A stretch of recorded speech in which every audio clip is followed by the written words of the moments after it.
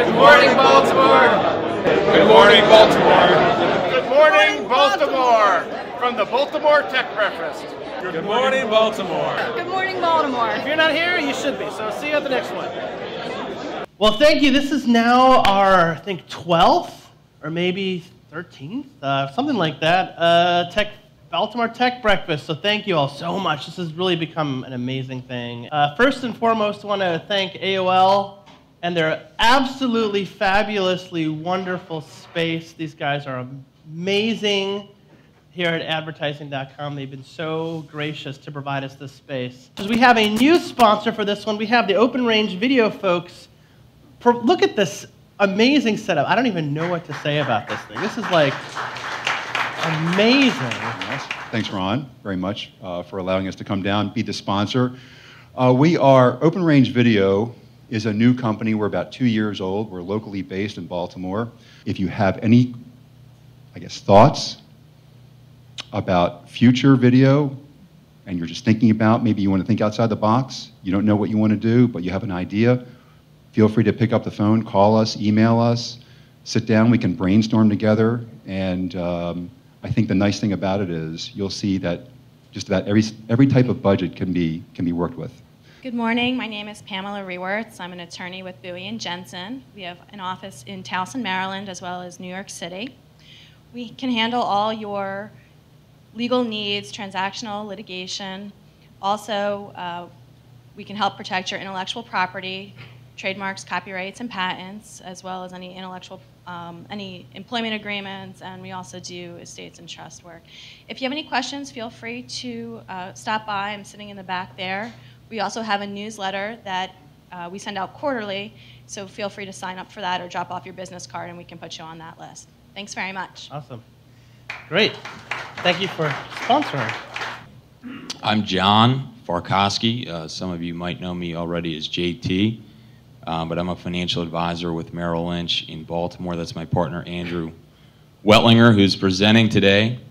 Andy is actually one of you. He's an entrepreneur himself and presenting, but on his day job and my only job, we're wealth management advisors out of Baltimore, and obviously we're wholly owned by the great Bank of America, and so they can help with all your banking needs, and somewhere down the line we can help with asset management, retirement plans, financial planning, and the whole deal. So give us a call if you need anything. Thanks.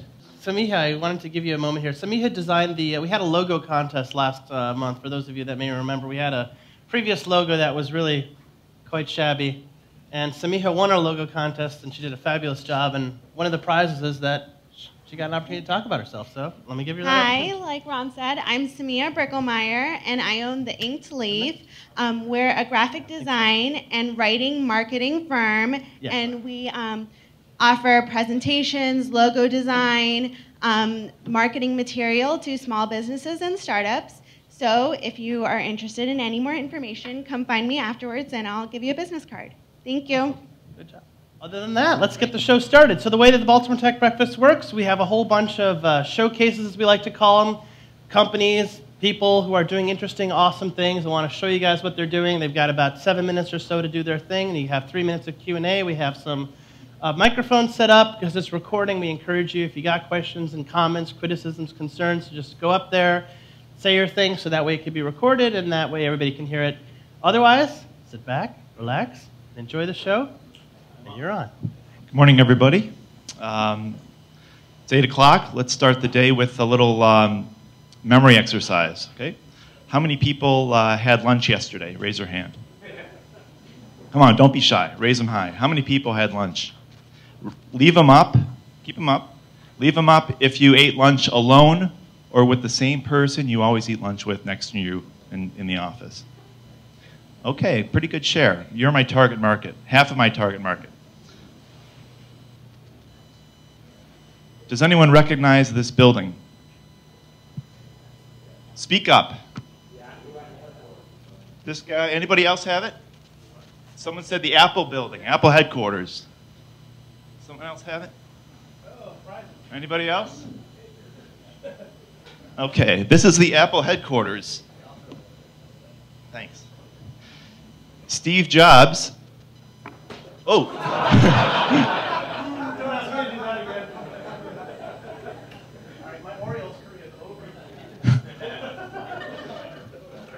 Nice shot. Steve Jobs said that having 12 employees, having employees spread over 12 locations was hurting corporate morale because they couldn't have lunch together. They couldn't share ideas, they couldn't collaborate, and it was hurting innovation. That's what he told the Cupertino Town Council when he sought permission to build the building. This corporate environment is the other half of my target market. There's the problem. You're at work, right? Or you need new clients, you need to expand your business, you're thinking about a new job, you just want new ideas to bring to the business environment to make yourself more productive. So what do? All right? So there's traditional networking, but traditional networking is limited opportunities. You can't control when events are scheduled. You have little or no control over who you're going to meet. Sometimes you don't meet anybody useful. You spend an hour and a half there, maybe you meet 3 or 4 people, if that, out of a whole room of people. Sometimes it costs big bucks to attend. I know people in New York who spend $100, $75, $100 to go to some of these events. They're just not the best way to network. They're a useful tool, but not the best way. And when we're in a job, we sometimes get lazy and complacent, okay? We're like, oh, everything's good. We should always be networking, even if job is going well, because your network is your insurance policy. When you get let off or something happens, you might get a severance or something like that, but your network is there to help you. So always be expanding your network, okay? So if you have lunch with new people and you do it repeatedly, you're going to have new career and business opportunities. It's inevitable. It's your break. The company's giving it to you, all right? I mean, some people don't take lunch so they can leave early, but basically your company's giving it to you. Use it to your advantage. That's why I created Down for Lunch. It's a free, self-directed professional networking service. It doesn't have to be lunch. You can set up a coffee in the morning or after work. All right? You set the match criteria for meeting other professionals based on location, industry, level of experience, age, and gender. We say gender because some women may want to only meet with women, some guys may only meet with guys, whatever the preference may be. You create or you join lunches with matching professionals. You can sign up with your LinkedIn, your Facebook account, and that shortens the registration time because we populate your profile with the information from those accounts. We'll take your industry from LinkedIn, we'll take your avatar, your picture from Facebook. How it works, you get down for lunch in one of 3 ways, or any of 3 ways, I should say. Create an open lunch. Only people who match your preferences can see your open lunch. You can target invite a match to lunch. So those are the avatars. If you hover over those avatars on the website, it'll pop up their profile, a summary profile. You can click for more information, or you can invite them to lunch. These are the people that match your profile. Or you can create an open lunch that anyone matching can join. And you can invite people to lunch by email, okay? So those people, if they're not members, put in anyone's email address. In order to join your lunch, they'll have to join Down for Lunch first. It's a way that we're using our user base to grow the user base. And we also read your GCal. If you link your account to GCal, we'll read your GCal when you're scheduling a lunch, so you don't have to flip back to your Google Calendar and see if you're free. We'll tell you if you're free. And what we're trying to do is get GCal to automatically schedule lunches between matching professionals. But for some reason, if you're not logged into our website, we can't read GCal. You have to be logged in. So if anyone has a workaround in this room of tech people, skilled people, if anyone knows a way to work around that, please let me know. We're trying to figure that out. This is your calendar dashboard. I happen to have a profile opened up on the calendar, but within the calendar dashboard, there are 3 types of lunches: pending, open pending lunches, available lunches, and booked lunches. Pending lunches are when you've invited someone to lunch specifically, but they haven't yet responded. That'll turn red when they do. Clicking on available lunch opens up the profile of the person who created that lunch. So I clicked on the yellow lunch on May 29th, and this guy's profile showed up. Additional features. When 2 people go to lunch, they've spent half hour or an hour with each other, and they know about each other, and that value needs to be shared with other people. So when someone is positively rated, we populate it onto the scrolling lunch reviews on the homepage. So then helping other users decide who to have lunch with. We also post automated posts to Twitter, Facebook, and LinkedIn to publicize us, activity on the site, and our restaurant partners. Our restaurant partners get preferred placement on the website. They appear on the featured restaurant screen. They have their own profile page, and they can post their logo, a tagline, or web address. And they get prominent placement on the scheduled lunch page. And they can offer coupons. And we give them monthly feedback of the visitor feedback from the experience that they had at the restaurant and the demographics on who's visiting them, from where they are, what industries they're in. Future enhancements, this is my last slide. Future enhancements. We're going to offer premium featured for individual users. If you're having lunch, if you're a technologist and you're having lunches with developers and you want to create a group of just back-end developers, this would be where you could do that, and we might charge for that. We're going to have mobile apps, so that we're going to have mobile apps, and we're going to have LinkedIn integration, because that's a community of people that are ready to network. And this would be an added service to the LinkedIn community. We're going to have subdomains so people can have their own private down-for-lunch community. We're going to roll this out to conferences. You know, if you don't want the 2 o'clock session, don't go sit in the lobby and check your email. Go network during that conference. So we're going to roll this out to different professional organizations so they can use it at their conferences. And that drives return attendance to those conferences. And we're going to roll it out to corporations to facilitate collaboration. So just to close, this was in the Wall Street Journal last week. Companies are paying innovation consultants $300,000 to $1 million a project. Have a budget up to $10 million. Here's a very affordable networking tool to foster collaboration internally that's not going to cost them $10 million. And it's much more effective maybe than what the GSA tried recently with their bicycle building exercise. Thank you very much. And we're also looking for talent, so if you know people that fit those criteria, send them our way. Awesome. Good job. Awesome.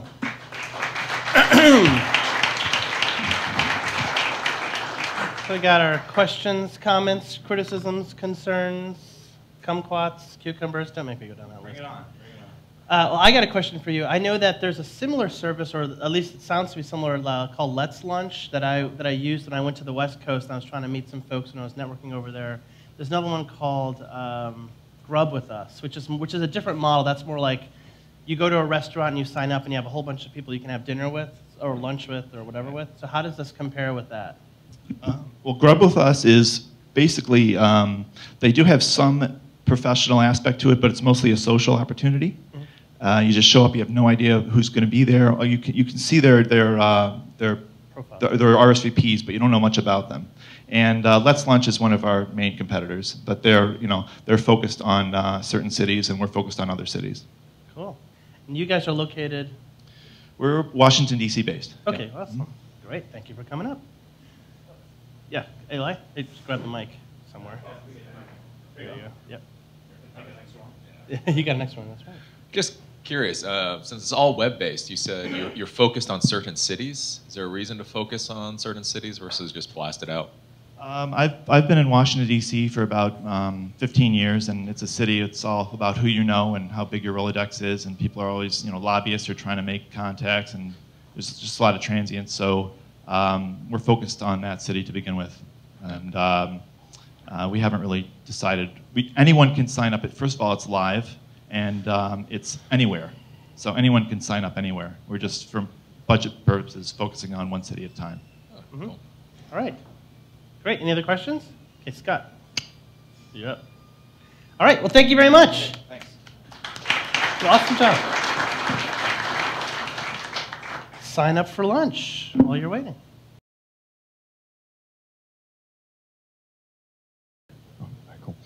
Good morning, everyone. I'm Scott Messenger, and I'm the founder of a company called Common Curriculum.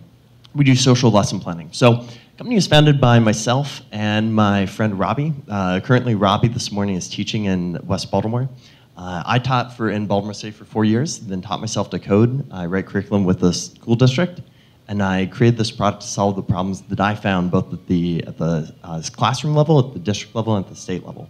So there are three problems facing teachers and districts that I want to go through. So one is that teachers and districts are all looking to save time in the process of planning curriculum. Second, they're looking to share and collaborate with each other, teacher to teacher and then district to district. And lastly, they're looking to find other resources. So this is how curriculum works right now. I mean, the root problem of all these is that there's no simple, efficient way to both create and share curriculum. So this is how it works for a teacher's life. The teacher has student materials, worksheets, lesson plans. This might be from a book, a published book. Then they create a series of lessons. Then they create a weekly calendar, which says what lessons they're doing on which days. And they create a monthly calendar. And these are, of course, all connected, is that the lessons reference student materials, and then the lessons reference the weekly calendar, and the weekly calendar references the monthly calendar. And of course, the monthly calendar references the lessons. So if you're to change one of the lessons, let's say there's a school day or a snow day, you need to bump out all of your lessons, you'd have to rename every single file. You'd have to recreate every single weekly grid. You'd have to redo every single monthly calendar because they're all in just words. You'd have to go and erase it, recreate it, move the rows around, and it's a very static and inflexible system. But this isn't their only problem. They also need to connect to colleagues, administrators, and students and parents. And so they need to get the student materials to students and parents, and then you get them to the colleagues, and they also need to get the lessons to the colleagues so they can share and find the resources, and they also need to get them to the administration. The administration give feedback and comments. But the problem is that all this is in Word, which isn't collaborative, it's not social, it's all really static and then inefficient. So the student materials, the lessons, the weekly calendar, monthly calendar, even though these very interconnected pieces of data are all fixed in Word. And then over here, the only way to get the information from here to these people is to email, use a thumb drive, or to upload them to a file sharing site. Now, at the district level, the problem becomes more complex. The district goes, takes the resources, and they say, you know, we're not just going to create lessons and student materials. We're going to create this thing to help you organize it. So that's what I do with Baltimore City. So I create things called scope and sequences, which say Unit 1 is 20 days, and how many days should each lesson take? Then we produce another thing called a curriculum guide, which says for Unit 1, here's some essential questions, some really important things that kids should understand. And then these are, of course, all connected. The outline connects to lessons, weekly calendar, monthly calendar, then the curriculum guide, student materials, monthly calendar. So when I'm writing curriculum, and we want to go and move lesson 1 to lesson 4, it's like a half-hour worth of work. So now we've got to change everything. So we're not focused on creating content for teachers. We're now focused on the technology behind it. So if the current process is this, that educators and districts create in Word, paper and pencil and calendar, and then they have to upload, only then can they share, collaborate, and find resources. And if that's inefficient, not collaborative, and the sharing part is just this waste of time, disorganized, what we're doing with Common Curriculum is we're saying, all right, not use Word. We're going to create a web-based tool to create those resources. Second, we're going to use Dropbox for those times you do need to synchronize files, and we're going to make it social in real time. So educators and districts will then use Common Curriculum. They use the calendar, Dropbox to sync. You can sync changes, collaboratively edit. Then through doing that, you're going to be able to save time, you can be able to collaborate, then you're going to find resources. So what does this look like? So this is the application we're building. And here we have 3 sections to the app. We have the sidebar, we have this tab area, and then we have the workspace. So let's take a look at the sidebar. Is that you can view your own course, you can search for all your materials, you can view your own courses, view colleagues in your school, groups in your school, all the reading teachers, all the math teachers, which think about that right now. If you have all the 8th grade teachers and you have a team meeting, what that looks like is you go to all of those team teachers and you lay out all your material on a table, maybe, or you just kind of BS about it. You're like, I'm doing fractions this week. What are you doing?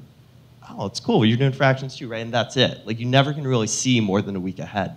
So this, you can view all the groups for a whole school. You can also view your district material, your groups you follow, and friends you follow. So this is the outline view. You can customize a template. You can add a standard. Standard is decided by the state. And so you can align your lesson to some of the state standard. And then you can find resources from the state that address that standard. Add comments so your colleagues can give you feedback. You can add arbitrary tags. You can upload a file, or you can have a file from Dropbox. So if you're in a collaborative environment like what I do in Baltimore City, me and my friends Andy and Christy, we can go and we can put our files in Dropbox. We associate that file once, and no matter how many times we save that, they're automatically synced back and forth. So then if we go to the timeline view right here, now we can do this planning. We can actually see what we're doing on a week view, So we're doing a month view, and finally in a year view. And which is a flexibility in terms of what we can do that we can't have with Word right now. Just hopping over the calendar, September 1st is Labor Day, you click it off, everything flows around it. And then I can view multiple people. So here's me, here's my friend Justin. I can take his lessons, drag them to my course, and now they're in my course, right? I can view Tara's changed my plan, she had some stuff. I can then combine Tara's changes back over to my plan book. Lastly, if Justin, I can see all the forks, just Justin's unit. So if I were to click that button, I can see, all right, here's what Justin wrote, and here's what Jesse did, Mike did, and Tiffany did, all changes to his plan. So, and then once you've done all this, then you can publish it to a website, or you can email it. So if you're a teacher, you're planning for yourself, and then you go, you enter email addresses, then every night, it's gonna email that homework, email out those files to your teachers. So you're doing one thing, you're focusing on planning, then as a byproduct of that, it's publishing it to the web, emailing it to colleagues. So you're able to save time by doing what you do, planning what you do, having us take care of all the stuff in the background. So what's the competition doing? So if you have all these files, you're teaching 4 classes a day, they want you to upload, and upload, and upload. So what we do is we say, we're gonna make your life more efficient, help you do more faster. Thank you.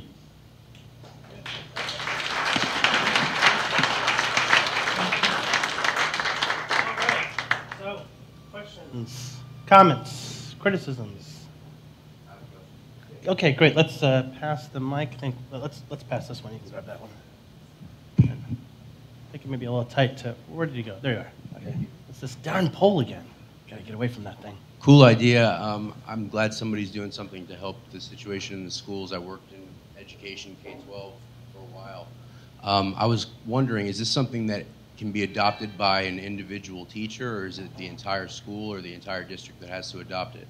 Yeah, it's both. Individual teacher can use or district. Yep. Gotcha. And so if a district or a school were to implement it, would there be some sort of data input process up front, like a data loading process, and how does that work? Yeah, so it all depends on how much material a district has. So if they have a lot, like in Baltimore City, if we were to get a contract with a district of that size, they have literally thousands of files. And so there would be a lot of conversion process that would happen. But if you're a smaller school, you just might not have the materials that, and or you're recreating your curriculum, so you're already going through a change process, and this is just going to be the natural new vehicle for it. Thank you. I have some contacts for you. Oh, cool. Thank you. Great. Okay. Yeah, why don't you use that mic in the middle there? I'll be able to do it. I'm not going to throw this thing. Yeah, so I noticed you had changes that other people have made to your docs. What about changes over time? Mm-hmm. Yeah, absolutely. One of the big things is people want to know what they did last year. So you can see, I did in September I did this last year and the year before, or I can see what I did per unit. So maybe I taught a unit in May, and this year I'm teaching it in March. I can see what I did and trace the development of that unit over time. Okay, and one other thing that, as painful as it is, that Word does have is things like the review view. Mm-hmm. To actually see the changes, make the comments in line. Mm-hmm. Do you have something along those lines, or?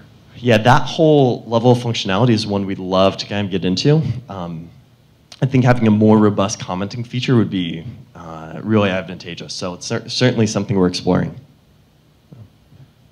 Awesome. Anything else? Okay, great. Yes, grab that mic.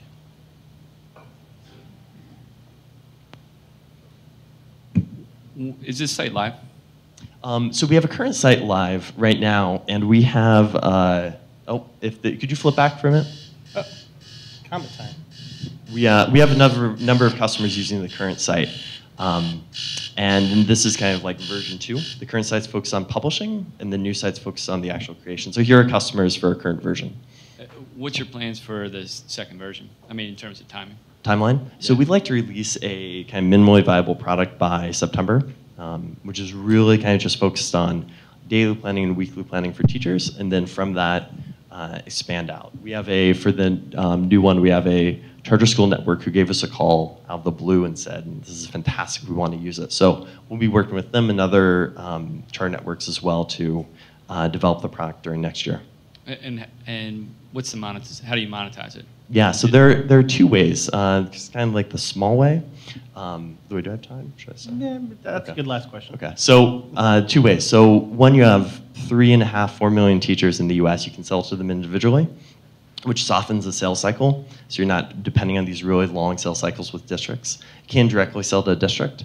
However, that's relatively small potatoes. There's $8 billion is spent in curriculum for K through 12 nationally. So that's $8 billion. It's massive. And right now it's owned by 3 large corporations for the most part. And what our hope is that we want to work with like Renew and other charter networks who are really not participating in the market. They're saying we're creating our own stuff. And so what we want to do is not only give them tools to help them do their work better, but give them the tools to either share that material or sell that material. So ultimately, we want to become an app store for curriculum, which is all dependent on us both having the eyeballs of teachers and also us having like curriculum creators themselves. But that's ultimately the big play, is to be an app store for curriculum. Awesome. Great job.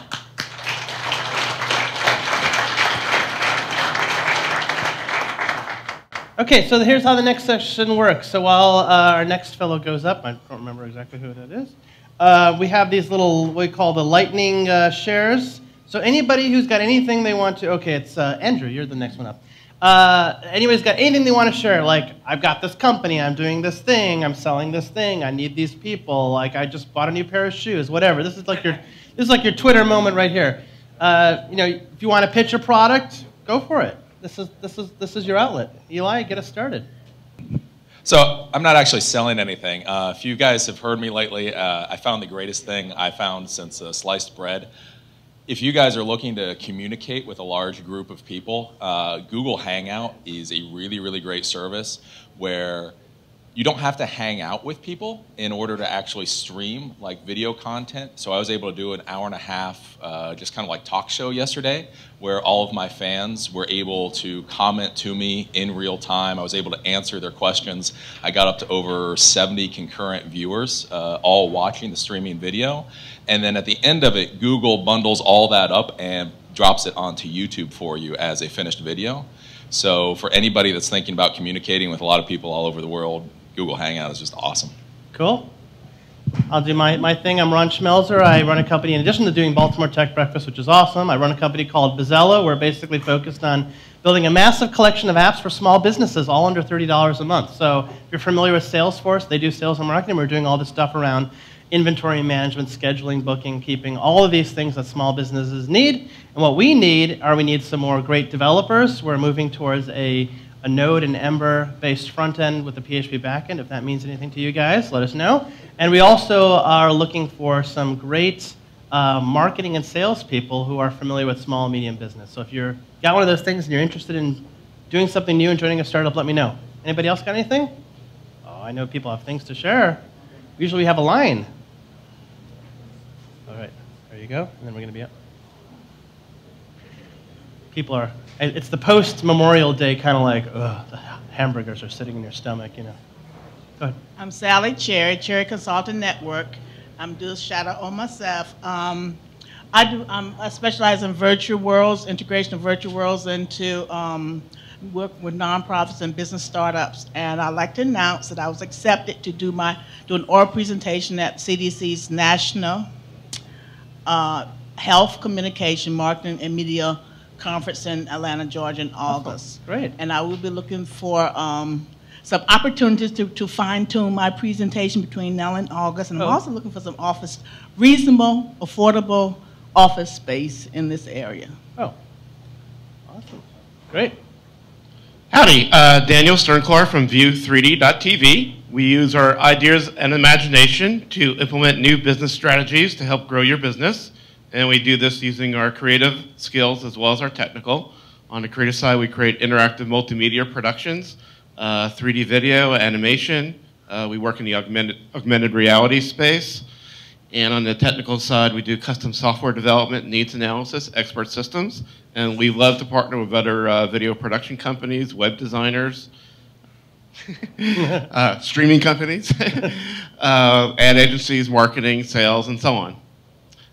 So Daniel Sternclar from View3D.tv. All right. Good. So now that you kind of know how this works, we're going to do this again after the next two presentations. So think about it. All right. Andrew, you're up. This one too. Yeah. Good morning. I'm Andy Weltlinger. I'm actually an investment portfolio manager, and I decided to do a startup. So I really have no idea what I'm doing. So if you could just shake your heads and smile, it'll make it a lot easier on me. Everett Davidge is my technical geek. I just started calling him, and he's my friend from college. I just started calling him every other day, and now he's my co-founder. Did you know that you're my co-founder? Okay, yeah, so he hates me right now. So we're going to talk about catalogs. So how many catalogs do you get in the mail every week? A ton. I get a ton. So some unavoidable catalog facts. It's a huge industry. 20,000 companies make catalogs in the United States alone. 20 billion get mailed out. And half of us purchase products from catalogs. So there's so many catalogs. Where do you keep them? Here's a picture of my foyer, which was a little bit messier before I cleaned it up, but I keep my catalogs on the foyer table.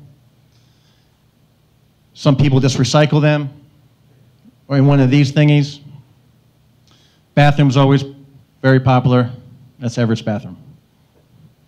So you get so many catalogs, you don't know what to do with them, and then you keep on getting the same catalogs over and over again. So here's a sampling from my house. J. Crew, Pottery Barn, Nordstrom's, Front Gate, Williams-Sonoma. They have my number. That's about 85% of the catalogs I get in the mail. And, you know, I like unique stuff. I like to be individual. And I'm just not getting a sampling from all these smaller boutique companies to my house. So I just get the same stuff over and over again. So when you do find a catalog that you like, what do? You use the Post-its. You start tabbing it. You fold the pages for your own wish list, for birthday gifts, for the holidays. And so that's your antiquated way to keep track of all the items. One of the major problems that we found in the industry that it's very fragmented. So everyone here is familiar with retail catalogs. That's what you get in the mail. They have prices. They have a 1-800 number to call, and that's what we know. But there's also manufacturer catalogs, product brochures, and lookbooks. And I'm not a cyclist, but if I were, you know, this is a good representation of what you might find. And you want to see all the products available to you. So what you don't know is Electric Bicycles is a really cool company out of San Diego that makes beach cruisers.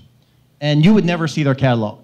If you're looking for a bike, you'll see an electric bicycle at the bike shop, but you'll never see their catalog. Now, when you want to go look into electric bicycles, you go on their website and you see their catalog, and it's really cool. Okay? And it's sort of wasted effort for marketing for the company. And then you have other small niche, like here's Bicycle Baskets, The Burn makes helmets, and then you have fashion apparel for lookbooks that are very popular. So it's also a very dirty industry. Most the catalog issuers don't use recycled paper. They're using trees, using water. There's a growing popularity to suppress your catalogs from sites called catalogchoice.org and 41 Pounds. It's got a very large global footprint. Carbon footprint. So now with the iPad, the Retina display, which is super sharp, clean, and crisp, for the first time ever allows you to look at catalogs and makes it a very positive experience, okay? And that's what we're trying to do at Splurge.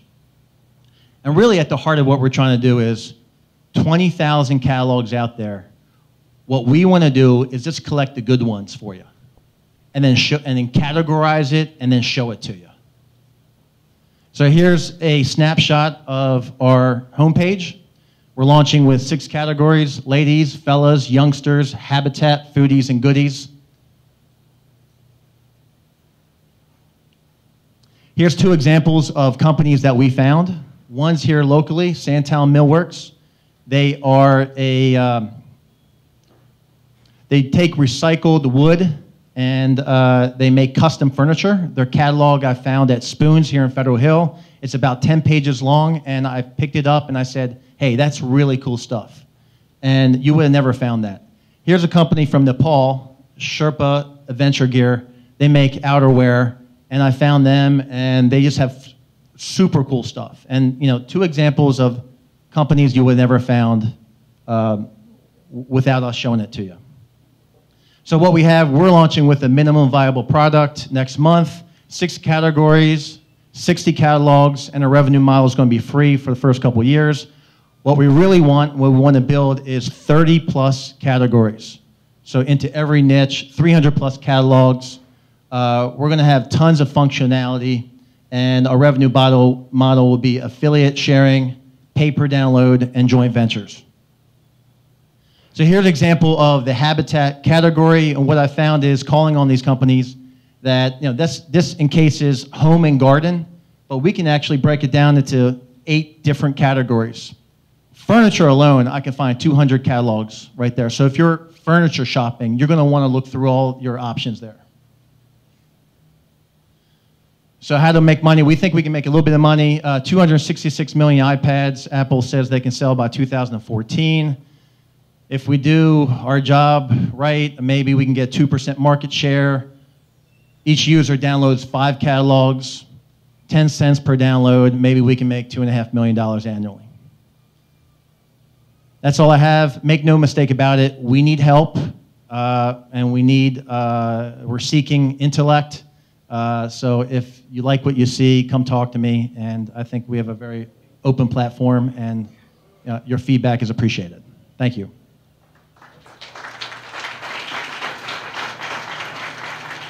Okay, questions, comments? I mean, the first thing that comes to mind is Pinterest, right? I mean, isn't that kind of how people are using Pinterest, maybe?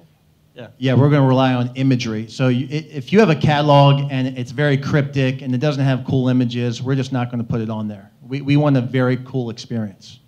But how about people like just individually like going, I'm going to create like a Pinterest board of all the cool stuff. We have a Pinterest account, and we can sort of, it's almost going to complement what we're doing. So what we're going to have is we're going to pick out merchandise from each catalog and highlight different items, and then we're going to be able to use Pinterest to complement that. Okay. Eli? Just curious, yes. From a technical standpoint, I have no idea. Do all these images get downloaded, or how much storage is this thing going to take on your iPad? I have no idea. You have no idea. Ever. Yes. Short of mic. Depending on the settings you set for the application, it will download certain catalogs for you as you go along. It will also stream catalogs that you subscribe to on a monthly basis. So when there's an update, it'll, just like most iPad applications, there'll be a red number that says you have 2, 3, 5 catalogs waiting. And you can go in and see which ones you want to download, and it'll stream them in. And it downloads them a page at a time, so you can actually view the catalogs while it's downloading the rest. Is the concern that you'll just run out of space on your iPad? Well, either that you run out of space on your iPad, you blow through your 1 gig limit on your data plan, or if you guys are streaming all the videos and these are high-res videos, that it would be a very bad interface if every time you have to flip a page, it takes 5 seconds for the next page to show up. So I'm just curious how that works. Yeah, we've done some load testing. We have tried to stay away from any catalogs that are over 20 pages. And most times we can keep the file size to about 100 KB with limited images. And then when you decide to download the full catalog, you'll know that you're getting a meg now instead of 100 KB.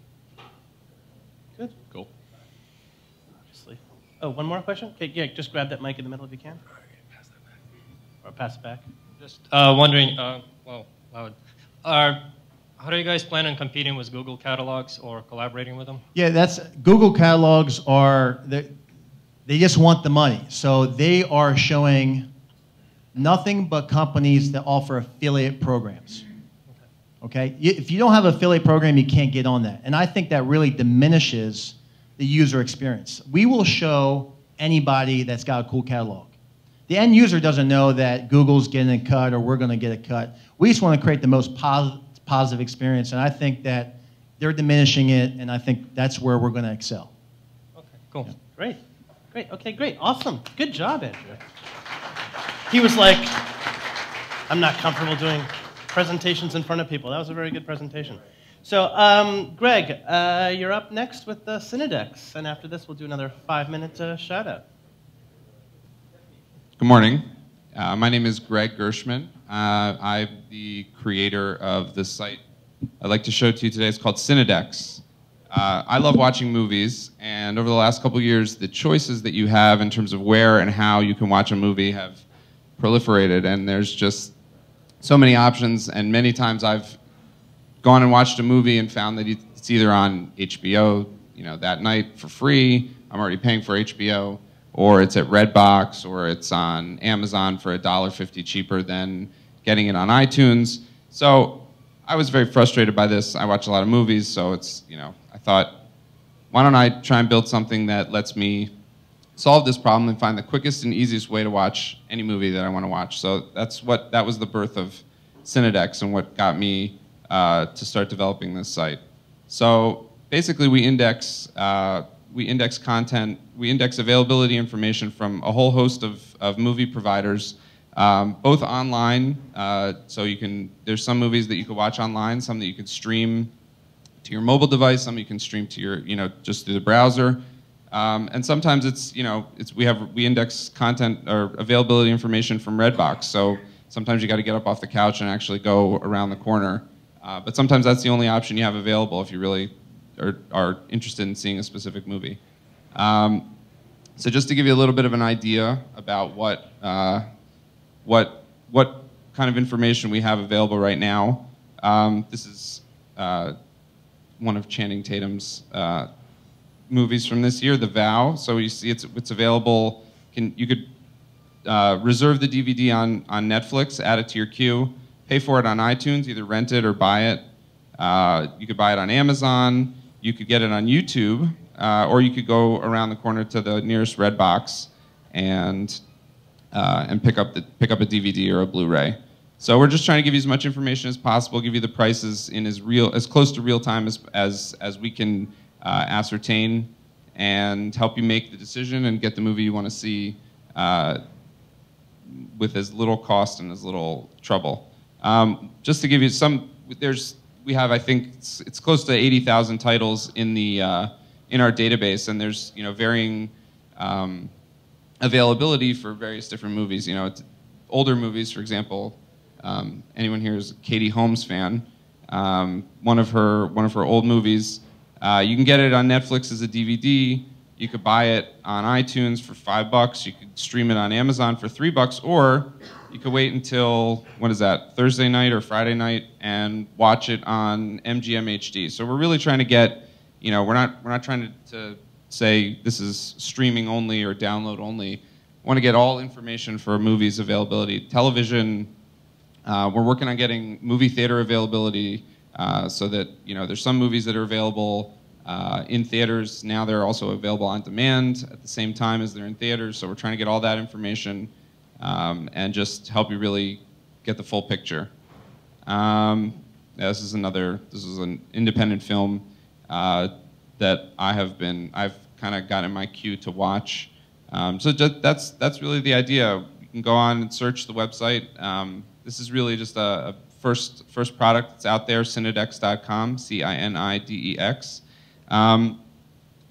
At this point, it's really just a proof of concept, something that I created for myself. Really interested in getting feedback. I'd like to know if any of you out there are movie aficionados, if this is something you think you would use. If it's something you think you wouldn't use, please let me know why that would be. We've got all this information, looking to see if this is something people are interested in using, and where we're going to go with the site next. So if you want to email me, my email address, or there's contact information on Cinidex.com, or I'm on, you can find me and talk to me or whatever. All right, thank you very much.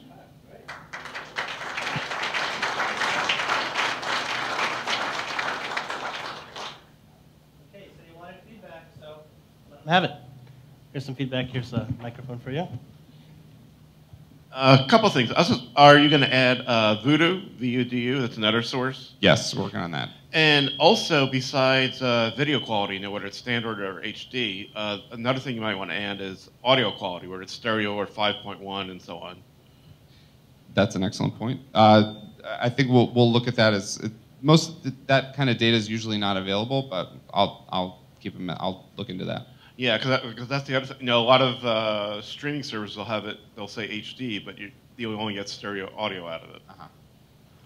So Okay. as a movie person, yeah. Thank you. Getting a little, talking about feedback, I think we're getting a little bit of feedback on that one. Anybody else? I think it's a pretty cool thing. I'm surprised that doesn't exist. I'm surprised that the terms of service from these guys won't come back and they'll like issue some like takedown notice. You're taking copyrighted information, blah, blah, blah. Have you gotten any like that? No, I haven't had any issues with that yet, but I'm expecting to. Get grab them all. Thank you. So as a user, what can I do? Can I do anything besides search? I saw some links on the side of the page, but can I queue stuff? And Right, those links all take those links right now all take you to Amazon, iTunes, Netflix. I'm working right now on just getting as much data in as possible, but one of the things I'm thinking about is creating an account obviously for you, and then what kinds of things would you want to do? Obviously, we'd like to be able to queue things up. I think that's going to be the first thing that we do is say, this is a movie that I want to see. Maybe that way it'll alert you if, let's say all of a sudden it's on sale at YouTube for 25 cents. I watched Inglourious Bastards a couple weeks ago. And that's what I was going to say. I mean, as a recommendation, I would just think, this is cool in terms of being able to find easy ways to view or get the movies, but in terms of like a recommendations engine or alerts that I could get about movies that come out, I think would be cool to add. Yeah, definitely. Me personally, like the big thing I'm interested in is last summer the Senator had Jaws showing. Jaws is one of my favorite movies, and I'd love to see it on the big screen. I didn't know about it till after the fact, or I'd already had conflicting schedule. I'd love to get an email and say, hey, we just found out one of your favorite movies is going to be at the, not the Senator, it was at the Charles. I'd love to have something like that just to give me a heads up. All right, thank you very much. Awesome stuff. Okay, so back to the lightning shares. I mean, you got something you want to pitch? You got a captive audience here. They're not going anywhere. At least if they start leaving after you start talking, that's sort of an indication right there. My name is Brendan McAdams. I'm actively developing a mobile application for healthcare, specifically to health plans. It's a consumer-directed application, and I'm looking for a mobile app developer, especially someone who knows HTML5 to support both Android and iPhone. So if anybody knows of somebody who want to approach me after the meeting, I'd love to talk to them. Thank you. Great. Hey, Tom. Thank you. I'm Tom Hohen. I was presented here a few months ago with GiveCore. We just surpassed $180,000 raised for local nonprofit organizations. And so if you are considering making a donation to a Baltimore-based nonprofit, please check out our pages and make a donation through us as we help them with organizing their tax receipts, and you help a local organization grow. Good. Good morning. My name is Larry Gray. I'm the co-founder of a new social network for grad students. It's currently a Hopkins-only network, and it's called BusyGrad. We currently surpass 1,400 users at the campus, and we're looking to expand to other Maryland universities, and we're currently out seeking funding. Great. I think I know another social network that started just that way. My name's Jason King. I'm president at Excella. We do custom software development on the web and mobile. So we mostly concentrate on open source development on the web side, and then anything on the mobile side from iOS to Android and HTML5. So if you guys need any developers, let us know. We're also looking for talent too, so if anybody's looking for a job, great. Looking. Good stuff. All right. Okay. I guess got your coffee. Still have some extra seats here. Anybody wants those? No? All right. You're on. I'm Brian Sierakowski. I'm the product manager for a company called LocalUp.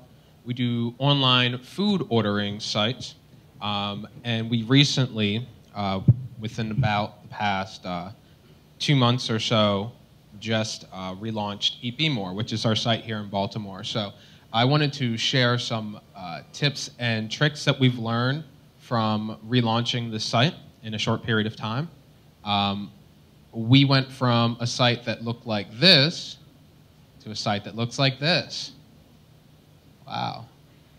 I have an applause break built into my slides here, but I guess it's still a little bit. Yeah, whoa. These guys are good. So this is just a little disclaimer here. This is good advice for if you're relaunching an old product or if you're going from your minimum viable product to your real product. It's not really great advice from going from your idea to your MVP, because you should spend more time focusing on the product market fit and not so much time just getting to your product as quickly as possible. So lesson 1 was stuff done is greater than stuff talked about, and stuff done is probably greater than, or stuff done incorrectly is probably greater than stuff talked about. The reason for this is that talking is easy and very satisfying, and doing stuff is hard because you're responsible for something if it goes wrong, and making decisions with incomplete knowledge is, that's cool. Doing stuff and having incomplete knowledge is very harrowing, but the issue is that until you start doing stuff, you're not going to get any closer to the finished product. So the idea is to get uncomfortable, do things incorrectly, and eventually you'll get to the correct end product that you wanted. As a heuristic, if you look like this at any point in time during your day, you're probably not getting anything done.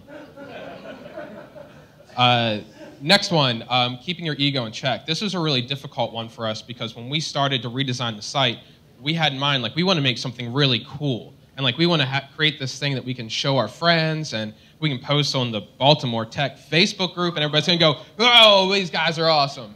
And in reality, comparing that to the short time frame that we had to put that aside. And it wasn't about like the cool things and bringing attention to ourselves, but focusing on the utility for the user. So to reiterate, we went from that to that. It wasn't a dramatic visual shift, but we had to look at the things that were good, make them better, and then gracefully pull out anything that wasn't working and replace it with stuff that did. So on this more technical side, frameworks are good and you should use them.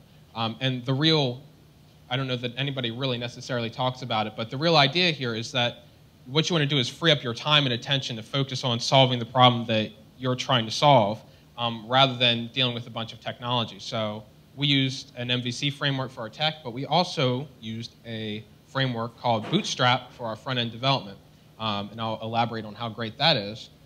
This is an example of some of their documentation on their site. So you get some styles for free, but you also get built-in documentation. So if anybody on our team wanted to make a button that looks like every other button that looks on our site, they just use BTN. And you can customize this as much as you want, but it gave us a framework to build off of. You could just use this and launch with that, or you can, all these sites here are built with Bootstrap. So as much time as you have, you can make it look as custom as you want, but you get that documentation and that framework for free.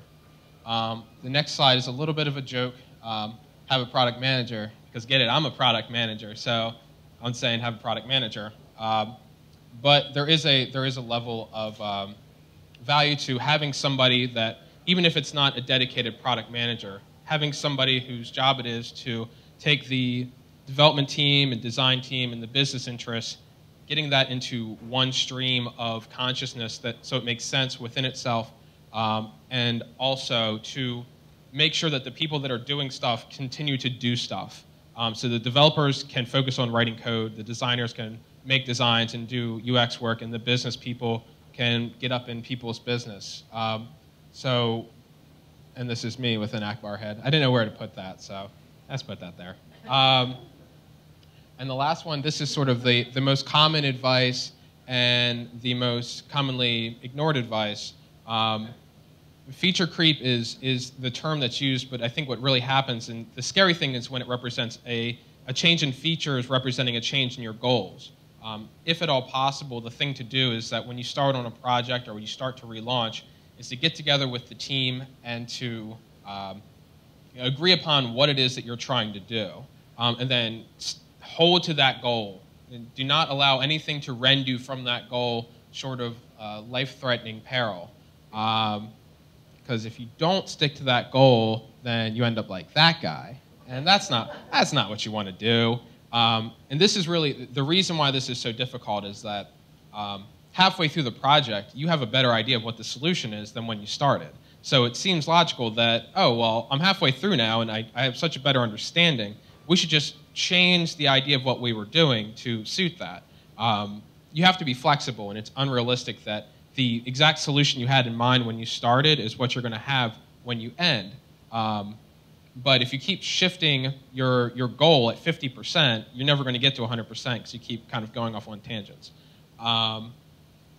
So yeah, we don't want to get in trouble. We want to launch our thing on time. So quick recap, stuff done is greater than stuff talked about. Keep your ego in check. Frameworks are good. Use them. Have a product manager and avoid feature creep. I'd be happy to answer any questions. And applause would be good too. I wouldn't mind applause. Boom. Don't even so good about feature creep. He was like right on time. No time Down creep. to the second. No time creep, bro. Hey, Brian, so the redesign looks nice. What were the goals? So and then what were the results? Sure. Yeah. Great. Thank you.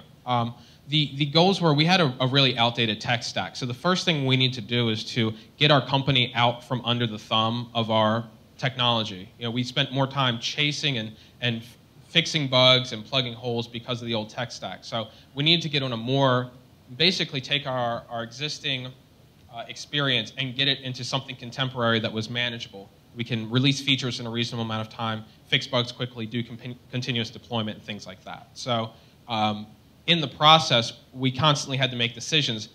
That was the goal, was just to take what we have and get into something contemporary. But we had to remake everything. So given the choice, is it going to take longer to remake this better, or is it going to take longer to remake it exactly the way it is? Those were the decisions we had to make. So I think that I'd like to think that we made good decisions, and we remade some things to make them better, and then the stuff that would have taken too much time, we kept the way it was with the understanding that we're going to come back and revisit that in the future. So conversions are up. We don't have any people leaving throughout the checkout process anymore. We've had close to 100% conversion rate from the beginning of checkout to the end, so pretty psyched about that. So we'll see. Limited data over the summer, so as we get to the fall time, we'll have a lot more data to share. What was the old tech and what's the new tech? So the old tech, we're still in a Microsoft world. The old tech was this web forms thing. It's like Visual Basic for the internet, which it's not really for the internet. And so now we're on the .NET MVC framework. So it just works the way any other MVC framework would work. Great. Yep. Yes. Let's see, Tom. I'm going to throw this mic. Now I'm not. This pole's in the way. You know what's going to happen if I do that. Oh boy. No, we're recording, so. Here we go. Ron's throwing stuff. On your decision to use Bootstrap, how much of that was driven by its mobile flexibility, and how much of it was because it comes with all of these nice looks? We didn't make the decision. Mobile was one of the things that we made the decision on early that we weren't going to optimize for initially, because now we're doing an iteration, but we're specifically focusing on mobile. So for us, it was more about the flexibility it gave us with our junior developers and designers, that they didn't need senior UX focus. If they wanted to make an interface for a part of the app, they could just go look up what the components were, and we could style it or work with them to style it. So for us, it was more about the speed, getting stuff for free, being able to customize that stuff, and then we might actually not use Bootstrap for mobile. We're going to do a dedicated mobile site. So, but we may bring it over too. Good question. Anything else? Anything else? Well, if you remember these guys, they actually did one of our earlier Baltimore Tech breakfasts back in, when we were at the Towson Global Incubator Space, which must have been like almost a year ago. I think about a year ago. 5 million years ago? Yeah, exactly. 5 million years ago. So the dinosaurs were roaming the planet, and back then the technology was Visual Basic. No, I'm joking.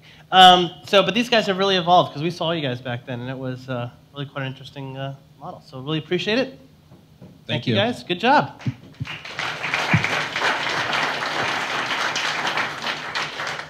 All right, Shea is up. So my name is Shea Frederick. I work here at AdCom. I'm a programmer here. And as soon as this slide comes up. Okay, Shea, you up. It's alive. All right, I'm Shea. I work with AOL or AdCom here. And in my spare time, I like to work with open data. So who's familiar with the term open data as it relates to like cities and states? Okay, just a handful. So open data is well, it's data that the cities and states publish that has to do with their processes, their what they take care of, what a city works on. So that entails a lot of different stuff. Baltimore City, about a year ago now, started up this open data portal where they post all their data to. If you go to that, data.baltimorecity.gov, it's a nice little interface where you can kind of peruse the data. And so there's a lot of stuff up there. So I was going to go over a couple of the things that they added more recently and the things that are kind of interesting. And my hope is that maybe you guys will find some of this stuff interesting too, and maybe get some ideas from that and help me figure out what additional data the city could start providing for us. So one of the things they released recently is bike lane data. So what is this? This is anything to do with bike lanes and how the city manages it. So if they paint a bike logo on the street, or if they put up a bike lane sign, all that data is contained in this data set. So what does that look like?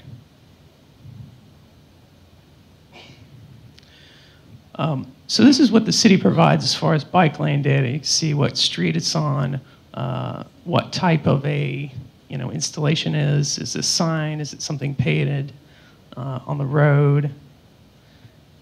And through the city data portal,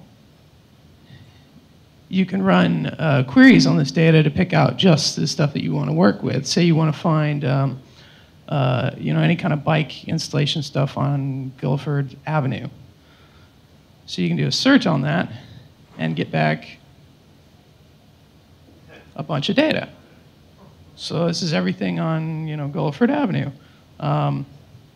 If you're a programmer, this looks like the Matrix. It's like blonde, brunette, redhead kind of thing, right?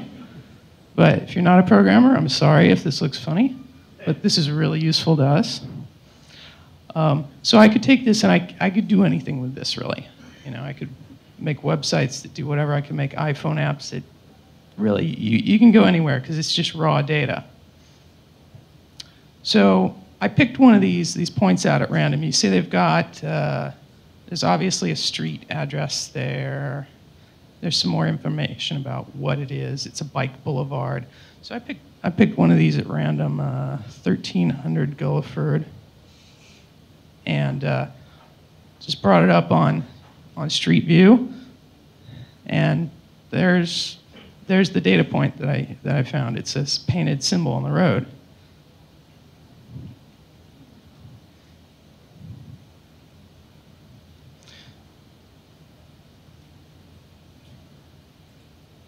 Bike Boulevard. There we go. So 1300 block of Guilford Avenue is a Shea. And on Street View, there's the 1300 block, there's the Shea. I don't know why they call it that. It's shared and it's got an arrow? It's a shared arrow. I don't know. It's kind of narrow. Brilliant. I don't know. All right. So that was some cool data, right? There's lots more of this stuff. Everybody's familiar with Baltimore's blue light cameras, right? That's how you know you're in a good location. Party district. So, yeah, so the blue disco lights, right? So they have a whole list of all these cameras that are in the city. This is all available through the open data portal as well. Location, district, and what project installed those cameras. So I've got that here too. There we go. CCTV locations. Quite a lot of cameras. And a slow network, but. So you can run queries on their database like location-based. So if I put in a latitude, longitude, as you can see here, and I say I want 100 meters around that location.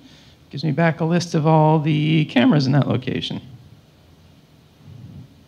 Looks like 2 or so there.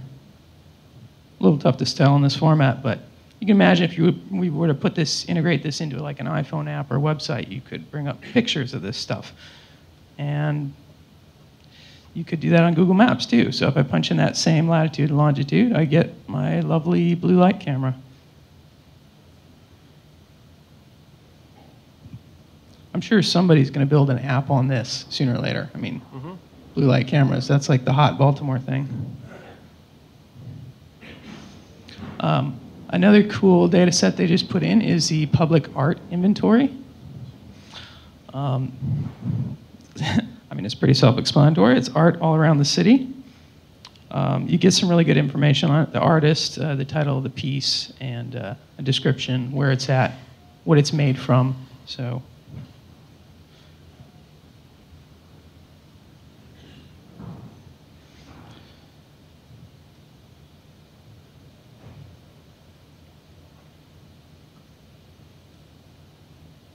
I had one I was looking at here. I was looking at this one, this Anton Lewis piece. So it tells you like what year it was installed, what it's made out of, where it's located roughly, and then a little more detail on where it's located, because these things aren't always at exact addresses.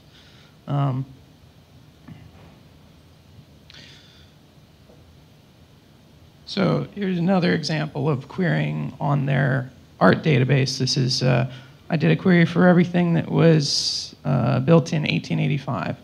And got a good list of stuff here, maybe half a dozen pieces of art around the city in 1885. Along with this data, they provide photos of the art pieces. So you can imagine you build out the whole app just off the data they're providing you. Go a step further than that and actually find it on Street View, because they give you the address too.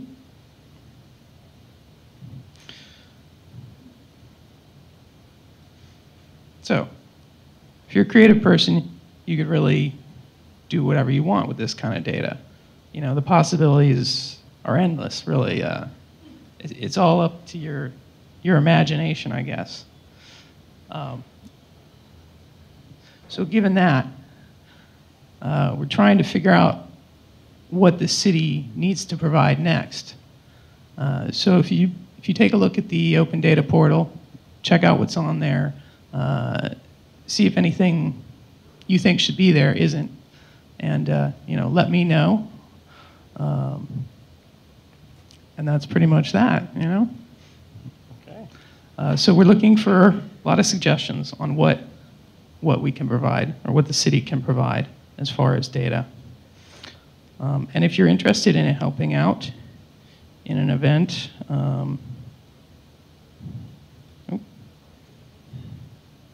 if you're interested in helping out, we're going to have a open data hacking kind of category at the Baltimore Hackathon coming up. So if you get us suggestions earlier, we might even be able to get that data for the hackathon. That's all. Enjoy. Awesome.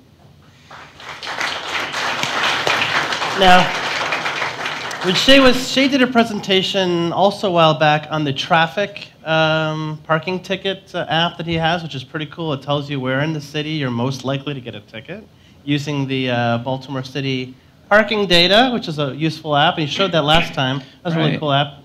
So I don't know if you can do one where it's like, yeah, I think, stay up? Yeah, maybe. Anybody have any questions about this or comments? Or yes. The CCTV, do they let us view the cameras at all? That would be pretty cool, wouldn't it? Yeah. Do you think they can allow that? That would be pretty scary. No, I don't think that's probably going to happen. That sounds somewhat illegal. I don't know, Lillian, can you comment on that? Oh, yeah, I'm getting a head nod. That's a negatory. No. I think with the art database, we need to create basically a Google Map type app website where people could explore all the art around Baltimore. Yeah, definitely. And Lots of cities are doing that same thing. Mike Brenner did something with the murals. Like there's Right, like yeah, a mural yeah. directory you can go and you can see all the street murals. But I think for the rest of that, I don't think that's there. Go ahead. Yeah. How long does it take you to actually get the data once you request it? On average. There's a lot of factors that come into play there. So, every bit of data needs to go through a lawyer before it can really be released. So it depends how much personal kind of information is there. I've been seeing roughly a 3-month turnaround. Can you comment on that, Lillian? What's the average turnaround? 2-3 months? Okay, yeah. 2-3 months roughly. Is she with the city or is she with you guys? She's with the city. Oh, Yeah. Lillian's with the city. I didn't even know you were with the city. Do you want to talk a little bit about that? I'm sorry. Now you made yourself known. You're gonna have to. If you do have let me pass the mic suggestions, back. you can also talk to Hey, Paul. Lillian in the flower shirt there. Yeah. Maybe you could talk a little bit about their data initiative at the city. Sure. Open Baltimore is one of Mayor Stephanie Rawlings Blake's initiatives, and she has been an open data proponent. And Shea Frederick and Kate Bladow and Mark Head have been working with us to kind of help us with our open data initiatives. Just recently, we published about 5 to 6 new data sets, and we're currently working on more. We are looking for suggestions for more data sets, and if you think of anything that's really cool, because we just don't want to put data out there if you're not interested, we want to put things out that you can consume and make great things for the city and for yourselves. We have a lot of good examples. Shea has been at the forefront of creating great examples from Baltimore City data. So if you have any suggestions, you can talk to Shea or you can talk to me. Yeah, I know that some of the data sets that were early on were like salary data of employees and also the contracts, right? All the contracts that the city signs. And I know that's a lot of interest to people who want the transparency in the government. I think it's pretty cool that Baltimore's doing that. So. Yeah, one of the other fun data sets that's been out for a while is city employee salaries. It's actually kind of neat to browse. There you go. You start to feel really bad for some of them. Yeah, and there was like a vacant database, Yeah, there's right? also Vacants, all the vacant houses you see around the city. There's a database of those. Vacant lots as well.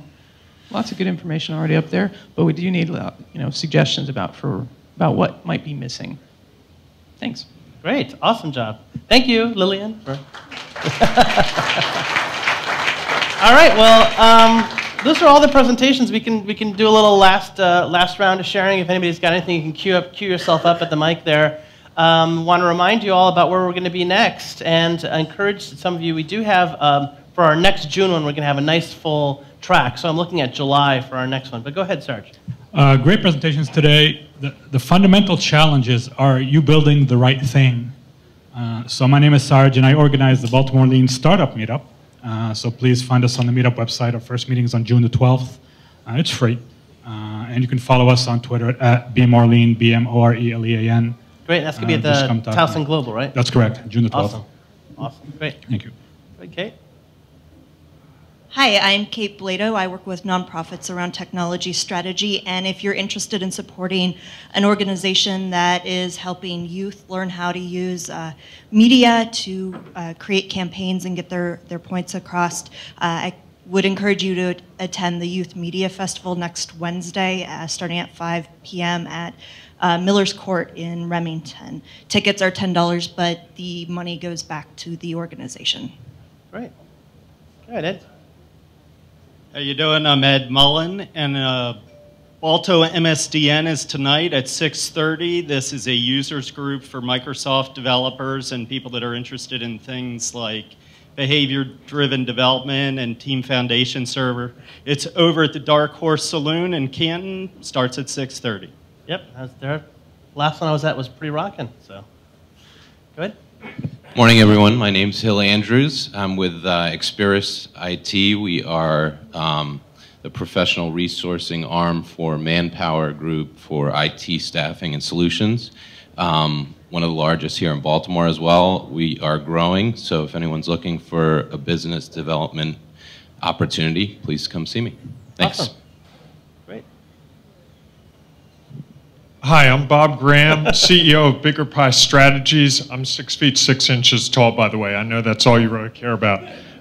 We do marketing for you folks looking helping you find the ideal clients, the people that actually want and need what you're creating. So if I can help you with that, let me know. Thank you. Great. And Lucy?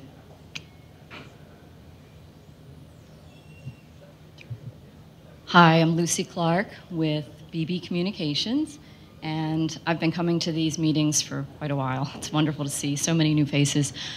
I'm looking to team with graphic designers, marketing professionals, web and app developers, and in the fall, I'm branching into the Boulder and Denver market, and I'm going to have a team both there and here in Maryland, so between Colorado, and just helping businesses to promote, do branding, identities, marketing, and of course, web apps. Awesome. Thank you. Come see me.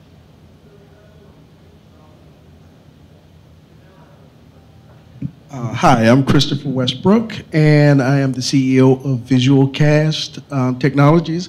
We are a big data firm, and I am basically looking for OpenStack engineers. Anyone know any OpenStack engineers? I would be most interested in seeing them. Thank you. Ben? All right, quiz time. How many people remember the 5 important points about a launch or relaunch that Brian Sierakowski talked about? Raise your hands, because you will be tested. I got it. One of those items, and I think the most important, just like Brian, is that you need a product manager on your team. Among other things, I am a product manager, and I happen to have a whole lot of time on my hands. So if anybody believes what Brian said and needs a product manager to drive your launch forward, feel free to contact me. The best way to do that is on Twitter, and my Twitter handle is @Cruzin, C-R-U-Z-I-N. Thanks. Great.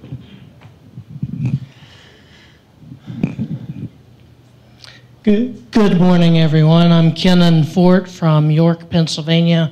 My marketing identity is the king of facilitating.